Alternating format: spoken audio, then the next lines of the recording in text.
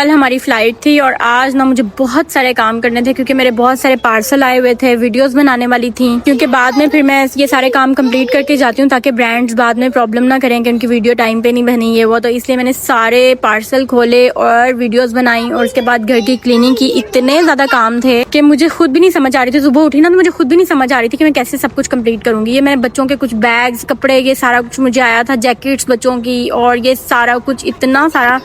मैं आपको 1 बाय 1 बाद में मैंने वीडियोस बना ली हुई हैं, बट ये है कि 1 बाय 1 अपलोड करूंगी। बट फिलहाल आप लोग सारा एक ही दफा देख लें सारा कुछ।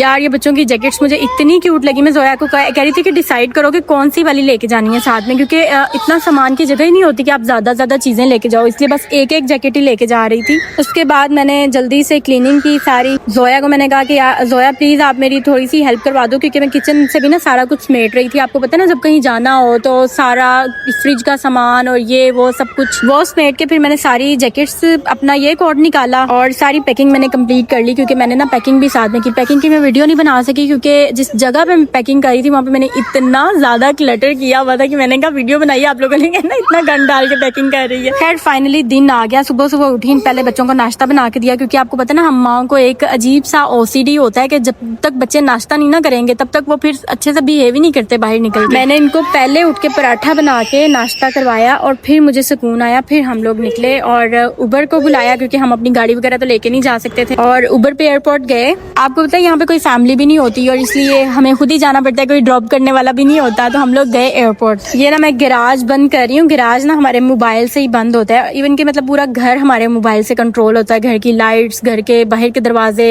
मतलब सारा कुछ घर हमने मोबाइल में कनेक्शन किया हुआ है। बस यहाँ से स्टार्ट होता है हमारे सफर का आगाज। एयरपोर्ट पहुंच के और बच्चे इतने माशाल्लाह एक्साइटेड थे, मैं खुद बड़ी एक्साइटेड थी। By the way last video लगाई तो बहुत सारे लोग ये कह रहे थे कि आपका ड्रेस बहुत प्यारा है, आपने कहाँ से लिया है। तो ये ना मेरे हस्बैंड मेरे लिए सरप्राइज लेके आए थे। उन्होंने ना वो कहीं से लेके आए, मैं उनसे पूछ के आपको बताऊंगी कि कहाँ से उन्होंने बाय किया था, लेकिन वो मुझे उन्होंने गिफ्ट किया है, अभी कल ही ला के दिया था। क्योंकि आपको पता है ना ट्रैवल में इस तरह के कपड़े जरा लाइट और लूज कपड़े पहनने फिर ही अच्छे से ट्रैवल होता है। ट्रैवल में कुछ डिफरेंट नहीं मेरे से, मैं तो इसी तरह के पहनती हूँ, मतलब सॉफ्ट। मैंने अपने हस्बैंड की ये बात नोट किया, इनको परवाह ही नहीं होती कि बीवी पीछे है उसको ले जाऊं। आगे तेजी से जा ही जा रहे तो पीछे देखते ही नहीं है कि पीछे बीवी भी आ रही है। खैर आके बैठ के फ्लाइट का टाइम था 3 बजे, मतलब हम लोगों ने 3 बजे यहाँ से फ्लाई करना था और देखते हैं आगे जाके। मैं कोशिश करी थी व्लॉग छोटे से छोटा बने, लेकिन व्लॉग उतना ही लंबा होता जा रहा था। मतलब ये व्लॉग बहुत लंबा है, इसलिए आप लोग तसल्ली से देखें। हालांकि मैंने बहुत कोशिश की थी कि 2 मिनट 3 मिनट तक रहे, लेकिन फिर भी आगे चला गया। आप लोगों में से सफर की दुआ किस किस को आती है? पता है मुझे ना, मैं जब निकली ना तो मुझे सफर की दुआ आती थी और मैंने पूरा रास्ता ना जोया को सफर